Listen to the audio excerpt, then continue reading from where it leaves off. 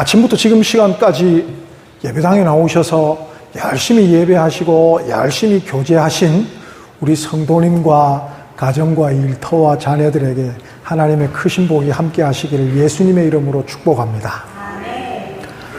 우리 옛날을 한번 떠올려 보겠습니다. 어떤 옛날이냐? 자녀를 처음 낳으셨을 때. 자, 자녀를 처음 낳아서 처음으로 품에 안으셨습니다. 그때의 기분을 한번 떠올려 보시는 것입니다. 그리고 그 아이가 처음으로 입을 열어서 나에게 엄마라고 얘기했을 때 그때를 떠올려 보시는 겁니다. 엄마라고 했을 때.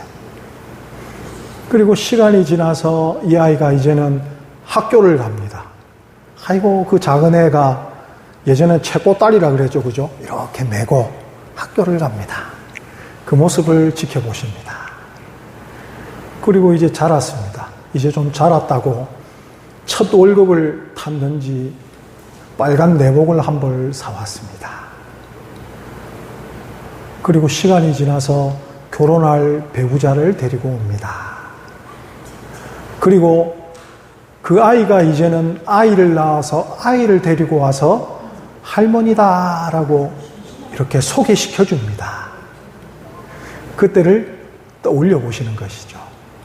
그 시절들을 이렇게 지나고 있으셨습니다. 왜 그 얘기를 하냐면요. 그 아이가 나서 사실은 아무것도 하지 않고 나기만 해도 기쁘시지 않으셨습니까? 그 아이가 막 나자마자 뭐 부처처럼 벌떡 일어나서 하늘로 손을 가르치고 천상천하 유아독존 말을 했다든지, 그죠? 뭐 그런 것이 아니더라도 아무것도 하지 않고 그냥 눈도 못 들고 엥 하고 울고만 있는데도 그 아이를 이렇게 안으시면서 얼마나 기쁘셨는지를 한번 떠올려 보시는 겁니다. 이걸 보면요, 그냥 모든 자녀들은 부모의 기쁨이 되는 것이 분명합니다. 그냥 있기만 해도 존재적으로 기쁘죠. 그런데 여기에도 하나의 생각해 봐야 될 점이 있습니다. 무엇이냐면 시간이 지나면서 그 자녀가 조금 자녀다워져야 된다는 것이 하나의 문제가 있습니다. 자, 돌도 안 지난 우리 애들이 있습니다. 애들 놓고 돌도 안 지냈는데 하는 거라고는 먹고 자고 싸고밖에 없습니다. 먹고 자고 싸고만 해도 엄마들이 좋아하십니까? 안 좋아하십니까? 잘 먹습니다. 좋아하십니까? 안 좋아하셨습니까? 아무것도 안 하고 죄송합니다. 표현도 잘 퍼질러 잡니다. 꼬맹이가. 기뻐하셨습니까? 기뻐 안 하셨습니까? 잘 쌉니다. 먹고 나서 기저귀 보니까 황금색입니다. 기뻐하셨습니까? 기뻐 안 하셨습니까? 기뻐하셨잖아요. 근데 걔가 한 30살쯤 됐습니다. 그래도 그렇게 살고 있으면 어떠십니까? 잘 먹으면 좋죠. 30살 돼도. 잘 자는 거 일도 안 하고 그냥 낮에 잡니다. 그럼 조금 근심이 되시겠습니까? 안 되시겠습니까? 근심이 좀 되겠죠. 이게 30살이나 된 게 기저귀 못 대고 계속 쌉니다. 이거는 근심입니까? 기쁨입니까? 근심이죠. 이런 것처럼 모든 자녀가 부모에게 있어서 모든 기쁨이 되는 것은 아니라는 것입니다. 자녀는 존재적으로 기쁨이죠. 그런데 시간이 지날수록 자녀가 그때 그 시간에 자녀다운 짓을 해야 계속 무엇이 되냐면 부모의 기쁨이 된다는 것입니다. 우리가 예수님의 자녀로서 하나님을 배웁니다. 하나님의 자녀로서 우리가 교회에서 하나님을 배웁니다. 참 다양한 것을 배우죠. 지금까지 신앙을 받아들이신 이후로, 예수를 믿으신 이후로 우리가 교회에서 얼마나 많은 설교를 듣고 또 얼마나 많은 성경 공부를 하고 얼마나 많이 성경을 읽었습니까? 그게 무엇이냐라고 하면 하나님을 배워가는 것이거든요. 하나님의 자녀로서.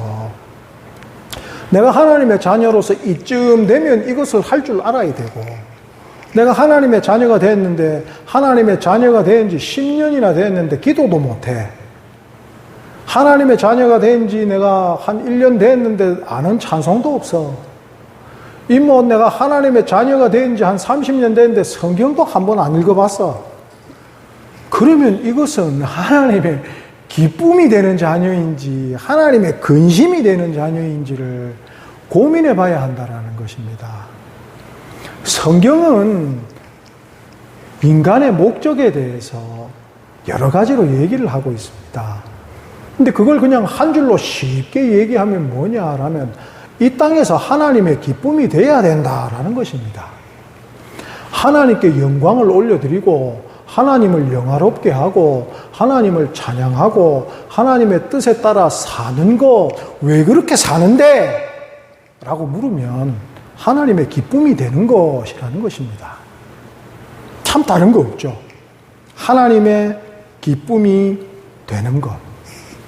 너 왜 그래 사니? 라고 하면 그냥 하나님의 기쁨이 되기 위해서 삽니다.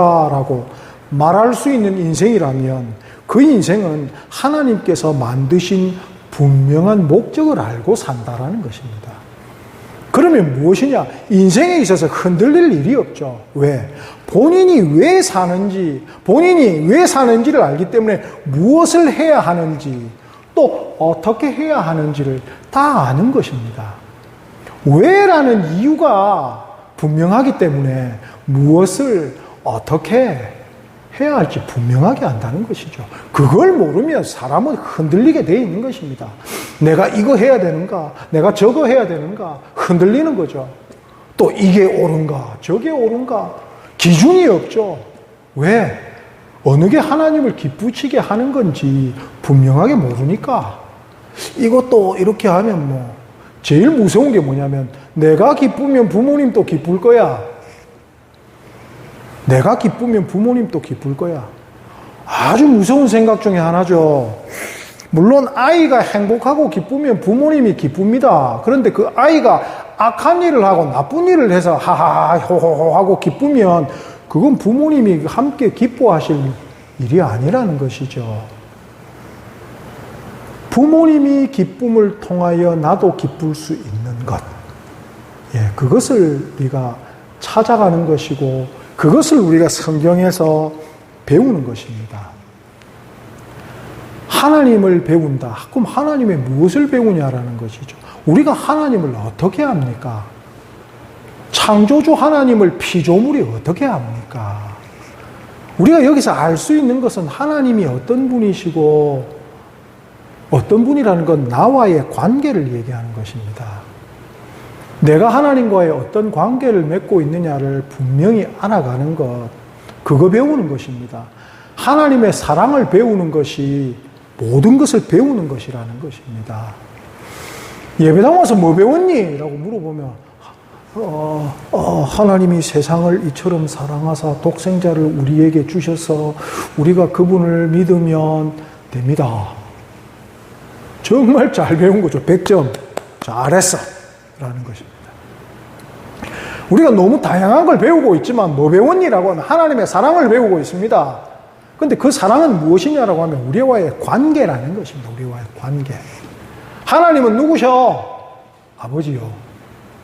이거는 차원이 다른 거잖아요. 만들어진 피조물이 창조주한테 아버지십니다. 우리를 창조하신 아버지십니다라고 얘기할 수 있다라는 것. 이 관계. 그리고 그분을 어떻게 하면 기쁘시게 할까라는 그 목적을 배워가는 것. 그게 우리가 교회에서 배워가는 것이라는 것입니다. 그래서 오늘 본문을 보면 바울 선생이 데살로니가 교회에 가르쳐줬던 내용. 지금 편지의 내용을 보면 상당히 사실은 급박합니다. 데살로니가에 복음을 전하고 도망갔거든요. 복음 전하고 나서 거기 있는 사람들이 하도 싸나워가지고 도망갔습니다. 잡혀 죽을 뻔해가지고 도망을 갑니다. 그리고 나서 그 마을에 다시 못 갑니다. 사정이 있어서 못 갔지만 못 가고 이제 편지로 그분들이 복음을 그래도 받아들여 가지고 궁금한 점이 있어서 바울한테 편지를 합니다.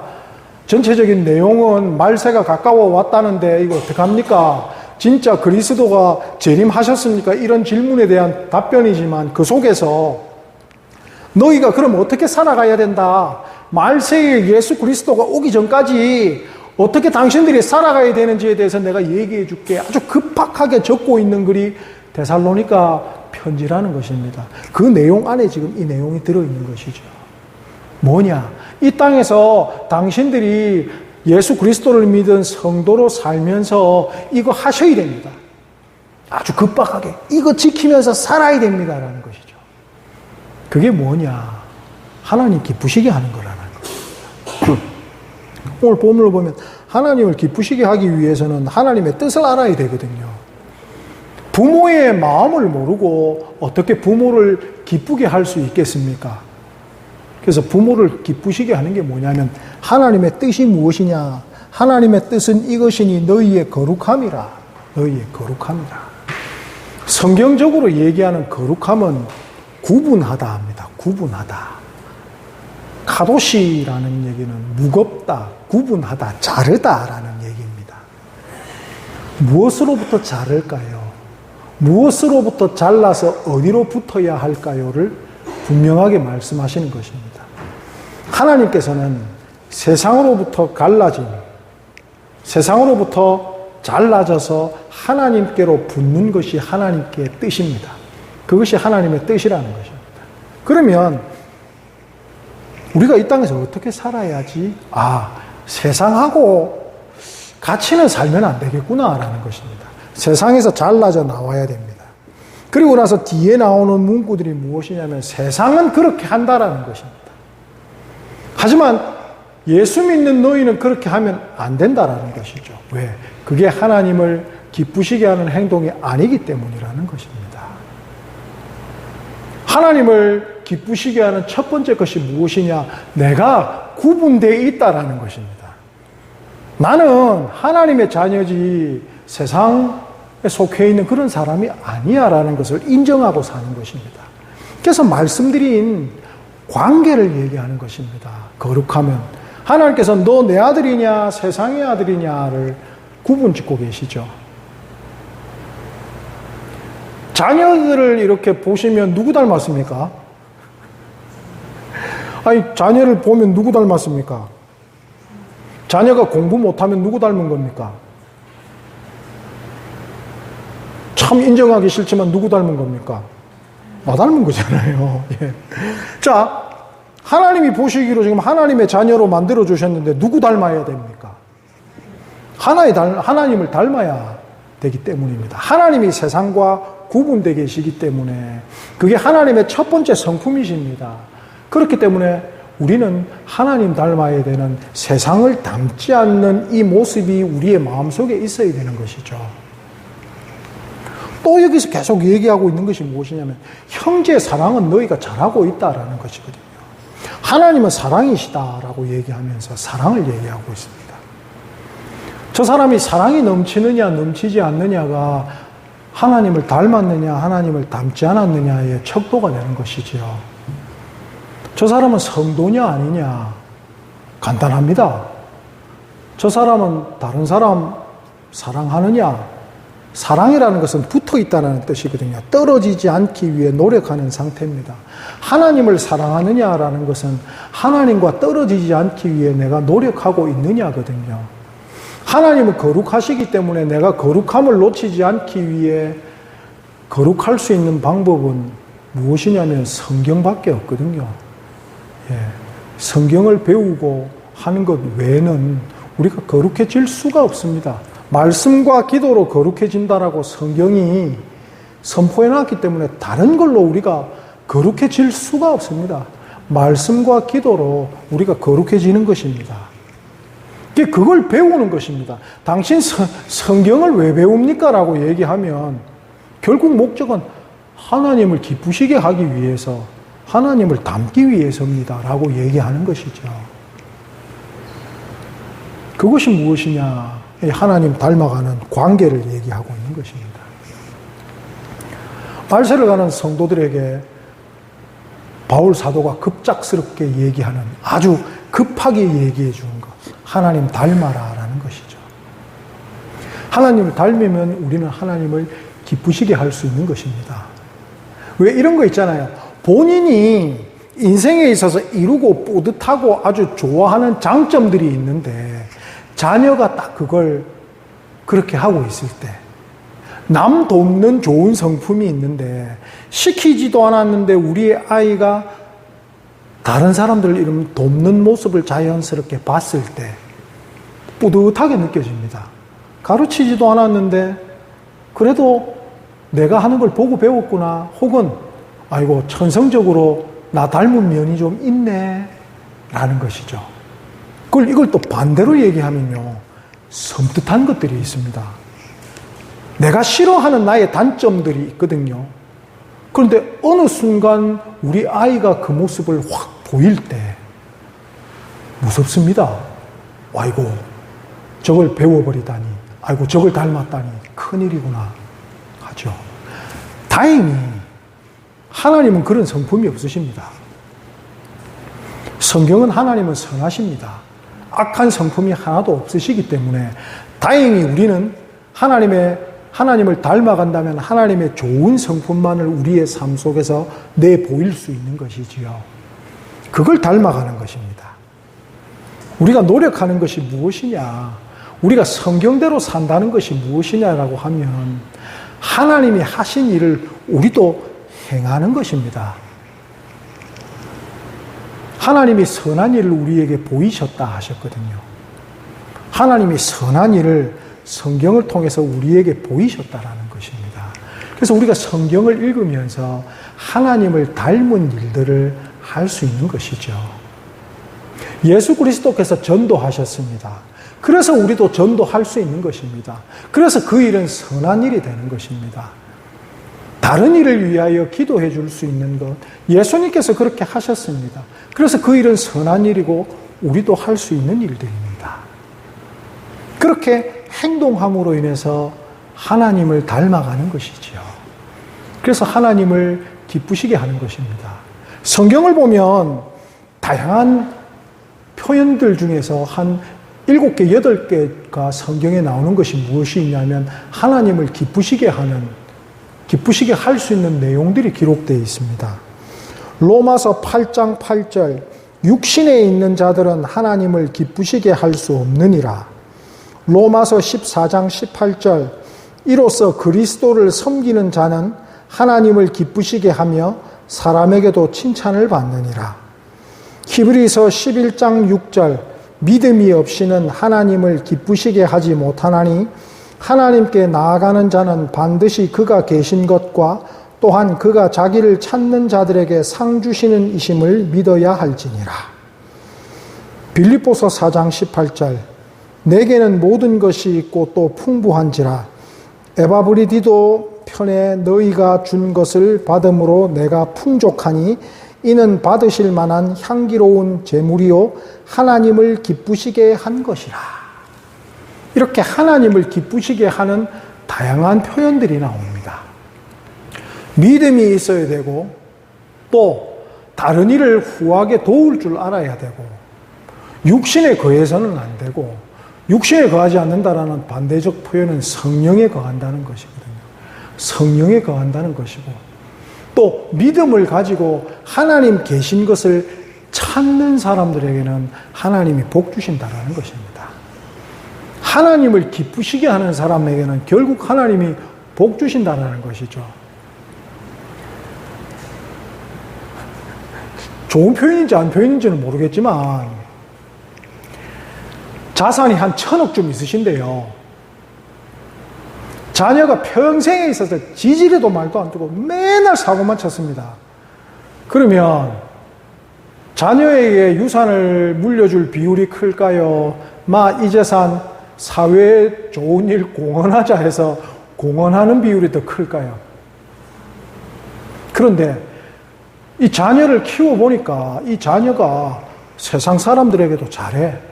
재물이 많으면 이 재물을 자기만 쓰는 것이 아니라 세상 사람들, 가난하고 약한 사람들에게도 잘 나눠줘. 그러면 굳이 내가 직접 할까요? 자녀에게 물려주고 갈까요? 자녀에게 물려주고 가죠. 왜? 자녀가 잘할 걸 아니까 아낌없이 주고 가는 것이죠. 하나님을 기쁘시게 한다라고 하면 하나님이 주시는 것이 많다라는 것입니다. 결국은 하나님을 기쁘시게 하면 우리에게 복이 되돌아온다는 것입니다. 또 그것이 우리의 복이라는 것입니다. 하나님을 기쁘시게 하는 것. 우리의 일생에 있어서 그냥 그거 하면 되는 것. 왜? 그게 우리의 인생의 목적인 것. 그것이 우리의 인생에 달성해야 될 목적이고 목표고 방법이라는 것. 목표하고 방법이 똑같습니다. 얼마나 좋을까요? 쉬울까요? 내 인생 하나님 기쁘시게 하는 인생 사는 것. 예. 그게 우리에게 주어진 것입니다. 하나님을 기쁘시게 하는 인생을 사시는 모두가 되시기를 예수님의 이름으로 축복합니다. 그걸 고민해 보는 겁니다. 어떻게 하면 하나님이 좀 기뻐하실까? 내가 어떻게 살면 하나님이 더 방긋 웃으실까? 내가 어떻게 살면 하나님의 입에서 그냥 미소가 떠나질 않을까? 때에 따른 하나님의 자녀의 성장함이 있는 것. 모든 자녀가 하나님이 모든 자녀를 사랑하시지만 모든 자녀로 인해 기뻐하시지는 않는다는 것. 우리가 수준에 맞는 성숙함에 이룰 때 하나님이 우리를 기뻐하십니다. 우리는 수준이 있는 성도입니다. 수준이 있는 하나님의 자녀입니다. 그래서 지금보다 더 하나님을 기쁘시게 하시는 게 무엇일까를 고민하시면서 실행하실 수 있는 모든 성도님 되시기를 예수님의 이름으로 축복합니다. 기도하겠습니다.